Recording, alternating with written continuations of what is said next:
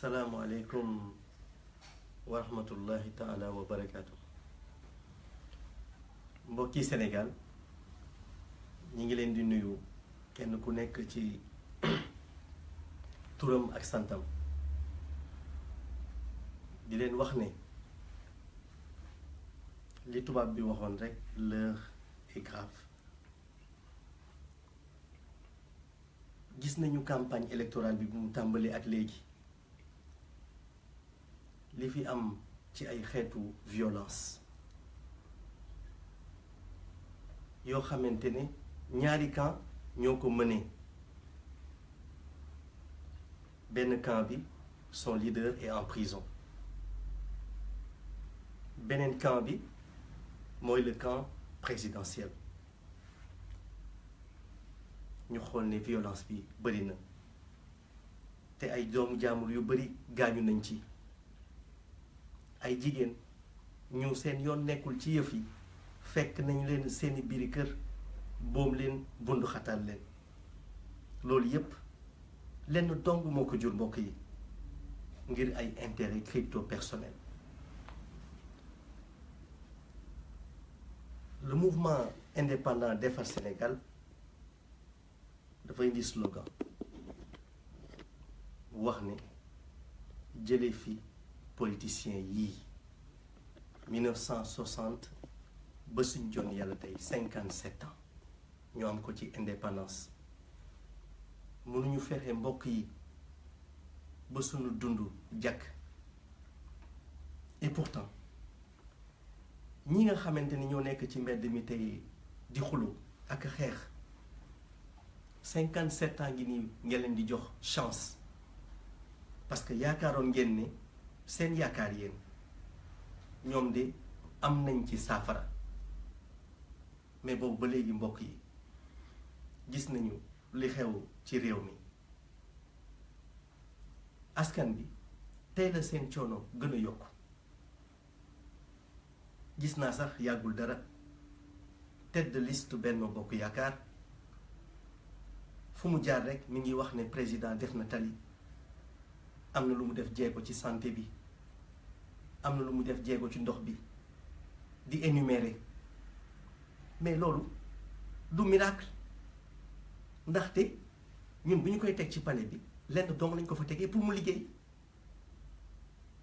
lii continuité état. mais soo xoolee ba ci biir nga xam ne président de la république dafa lajj ci doxalin bi, lajj tamit ci esprit managérial amu ko. bi ci des mu lajj encore ci leadership.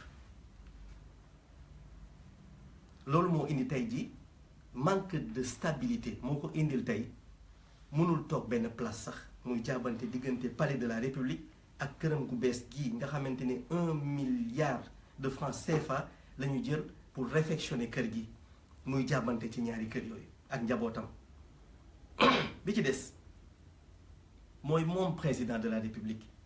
ak li yàlla wax ci guerre muy la corruption mu koy semé léegi ci réew mi moo ko jiite. depuis sa résidence à Mermoz mi ngi désacraliser la première institution bi mu doon. moo indi tey lu ñaaw di xew te moo waxoon ne dañ jëm ci vers une rupture ci ay jikko, rupture ci ay manière de faire, rupture ci doxalin li war a doxal sunu réew. ñu xool mbokk yi mu indi tey ci la corruption. li ko indi soo xoolee fan yépp da ngay gis ci presse bi ñu wax ne diw jóge na ci camp ba mu nekkoon dem na fekki président de la république. li ko indi guerre rek moo ko def ndaxte ñoom depuis seen résidence à Mermoz pour nga ñëw bokk ci ñoom dañ lay njëkk avance. suñu la avancé nga dem def déclaration woote ndaje ñu joxaat la dara bésu élection bi jot ñu am lu ñu la jox. ñi d'accord nag nangu ñu ger leen jaayuñu seen ngor déedéet,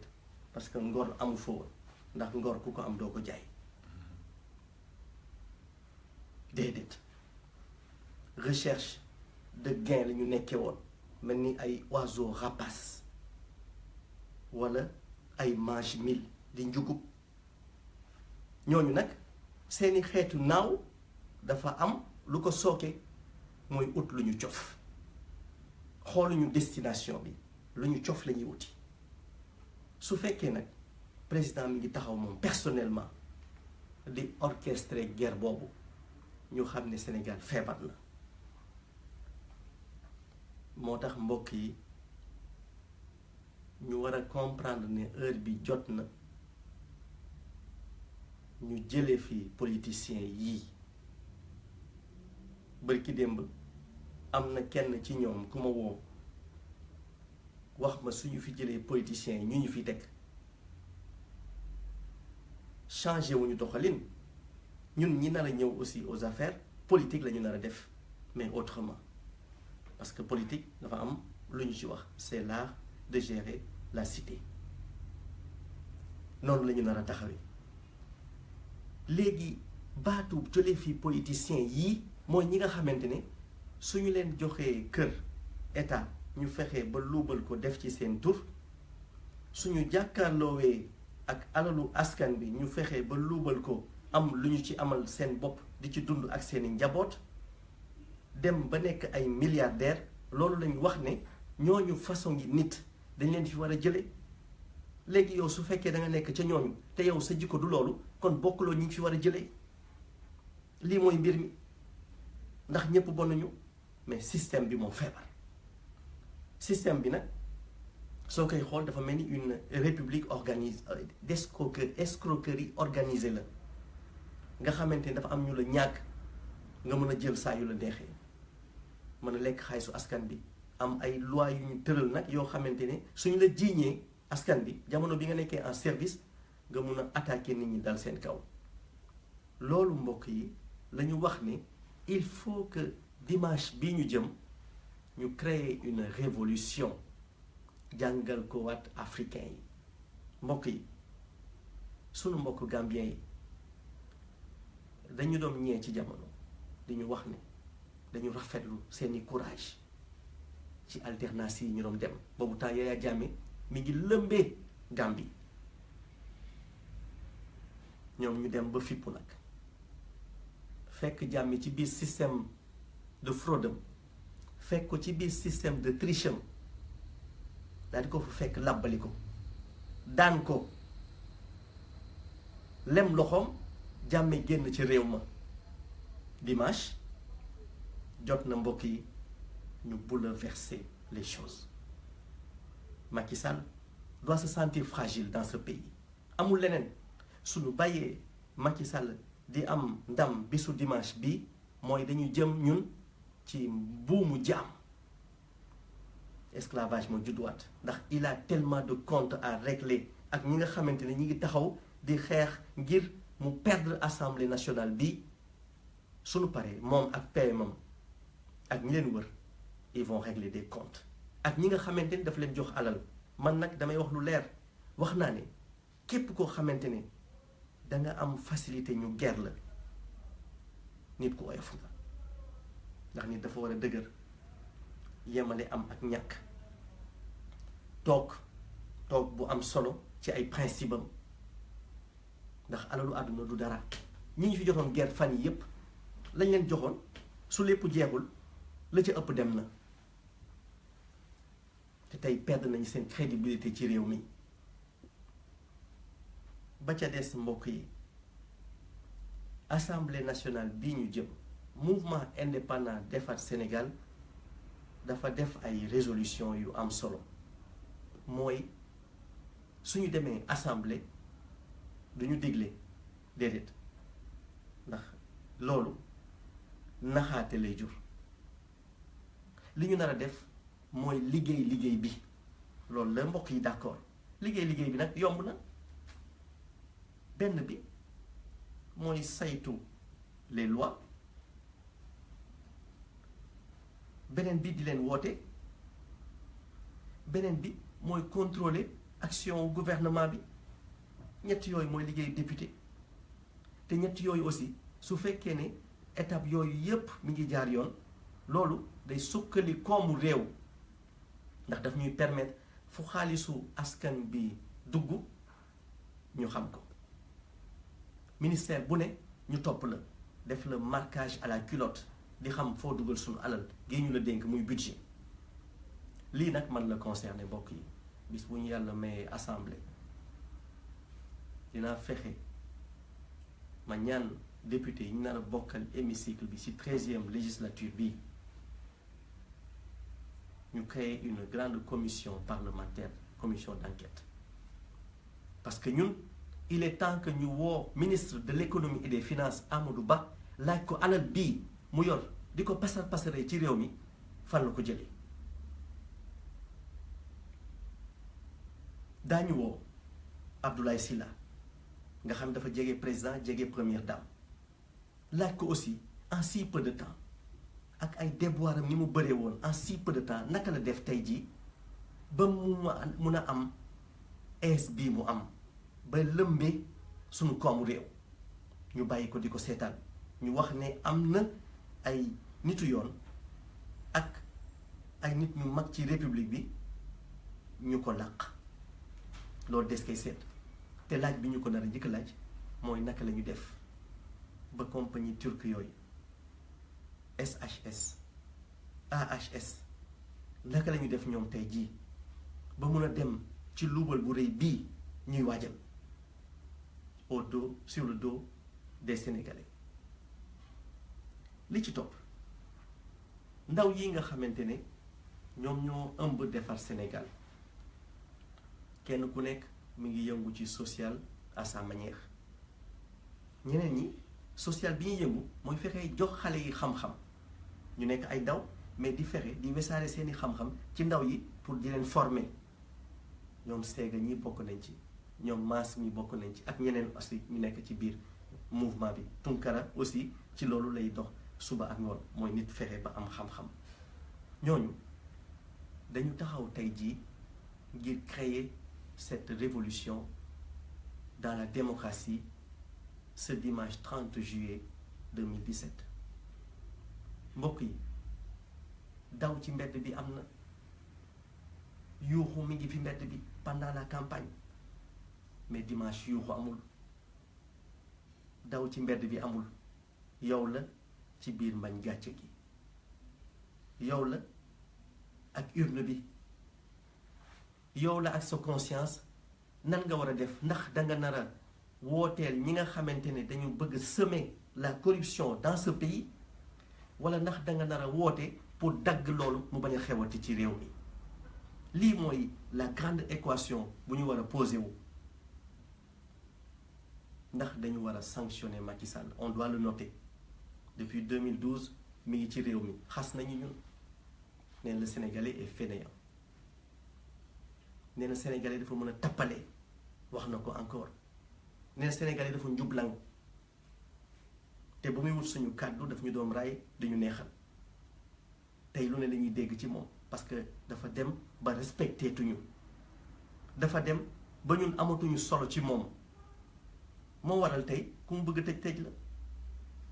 moo waral tey ku mu bëgg sosal la te suñu demee ba kàddu président de la république dem ba amatul valeur ci république bi mu incarné il y a danger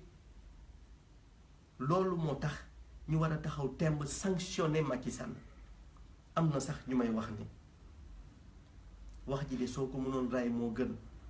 ndax su Macky Sall jàllee dina am beneen taxawaay bu am à partir de altine mais moom du yàlla du yonent bi sallallahu alayhi wa sallam du yeneen yonent yi yàlla yónni woon aussi yàlla daf ko cofal ci nguuram cofal la ko def ci nguuram ba pare di ko observer ci naka la nar a yore li mu ko cofal te gis nañu ne mbokk yi muy man comme muy yéen dara doxatul duggal taxi yi duggal ci njaganjaay yi doxal ci mbedd yi lenn rek moo dox ci réew mi mooy nga am ñàkk fayda di jay Macky Sall ak njabootam sa affaire di dox ci réew mi hypocrisie boobu moo dem ba law ci réew mi ñu ne ñu war a fexe jële fi loolu te jële fi loolu pour mu am foog ñii ñu jiite ñu jële leen fi. slogan bi objectif bi lenn dong la bëgg nañu tabax suñu réew mais dafa am mur bu ñu séparé ak bëgg tabax réew mi mur boobu nag ay nit ñoo taxaw formé ko muy politiciens yi 57 ba léegi 57 ans 1960 ba léegi ñoo fi ne jot na ñu jële leen fi te lenn dong moo ko mën a def mbokk yi mooy suñu ay carte électeur ñu taxaw dimanche bi jàkkaarloo ak ñoom 18h fu mu jotee président Macky Sall xam ne que yónnee nañ ko un signal fort ba àdduna yëg ko ne les Sénégalais ont décidé de se séparer d'avec Macky Sall. Et cela est primordial aujourd'hui pour l'intérêt général. Nous n'avons plus besoin de ces hommes qui nous maltraitent, qui nous menacent, qui nous calomnient. Nous n'avons plus besoin de ces hommes qui ne cessent de s'enrichir sur le dos de ces populations en détresse, en souffrance, de ces populations qui manquent de tout et qui avaient placé leur espoir le 25 mars 2012 en la personne de Macky Sall et qui a failli à sa mission, qui a rompu le serment divin, ce serment qui disait qu'il allait faire 5 ans pour faire perpétuer la démocratie dans notre pays. Mais en commençant à jouir des dorures de la République, Macky Sall a pris goût à cette vie. Le président Macky Sall a pris goût à ses manières d'agir ubuesques. Et cela, malheureusement, a fait rebondir Macky Sall, l'a amené à penser et à agir autrement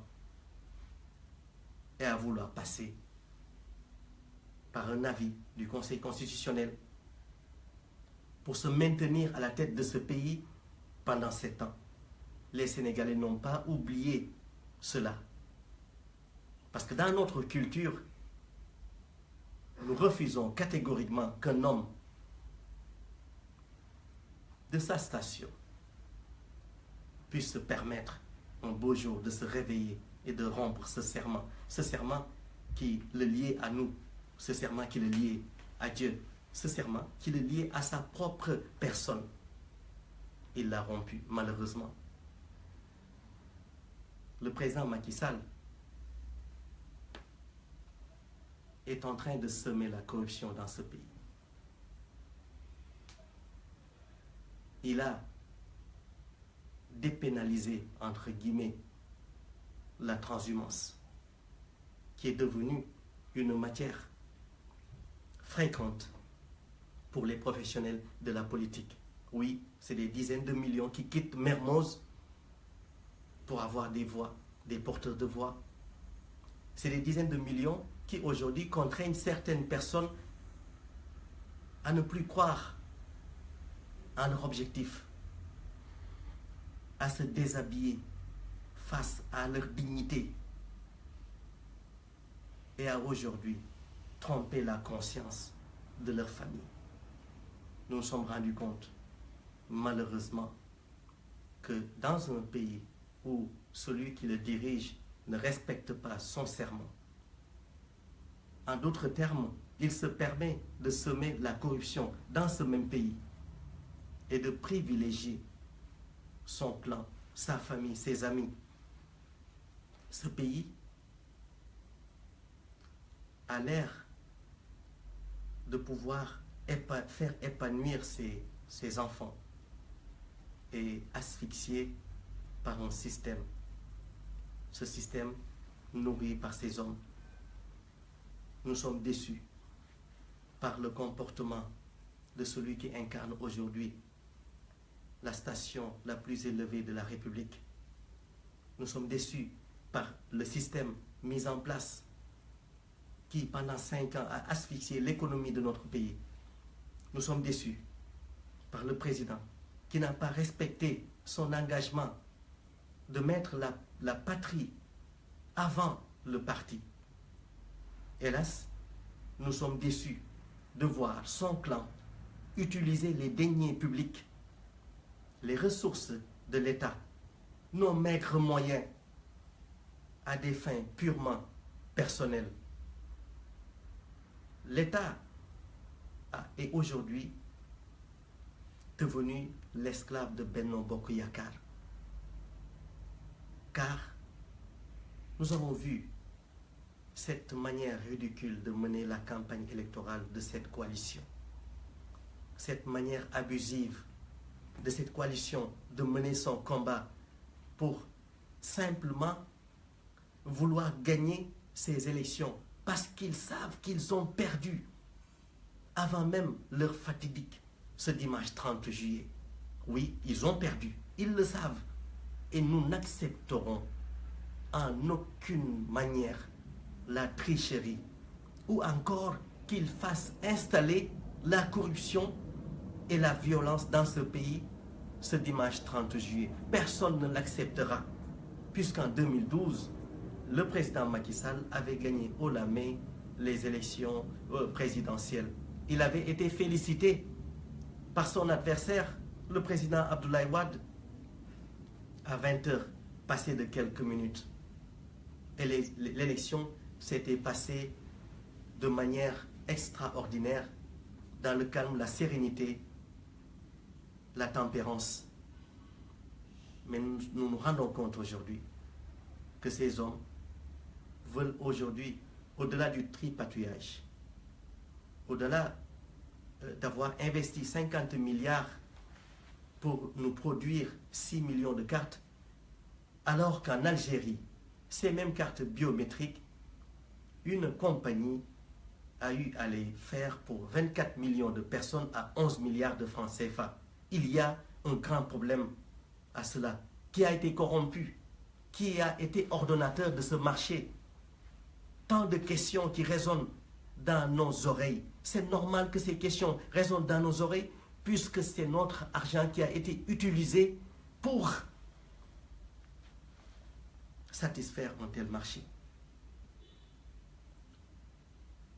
Nous sommes engagés aujourd'hui, nous, membres de Defar Sénégal, à faire bouger les choses. Nous sommes conscients que nous ne pouvons pas, en si peu de temps, créer ce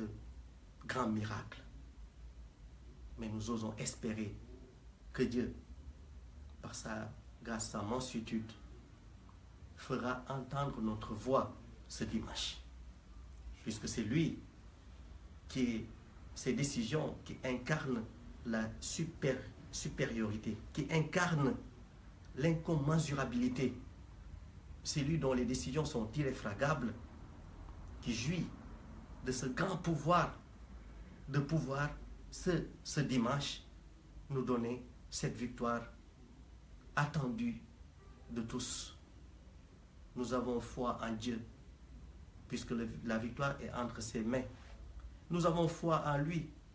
puisque c'est lui qui nous dit dans les livres révélés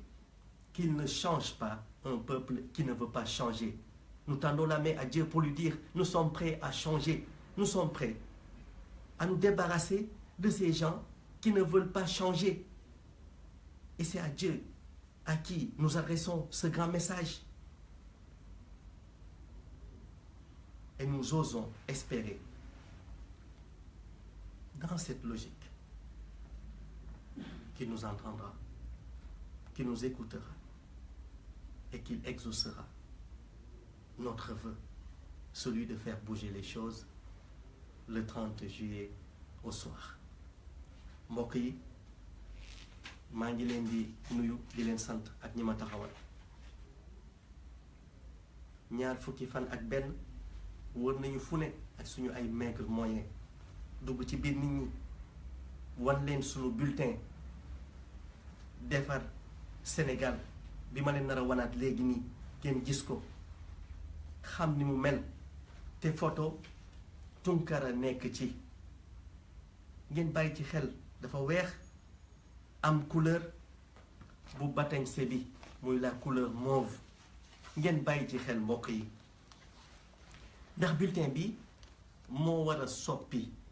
incha allahu taala sunu dund au soir du 30 juillet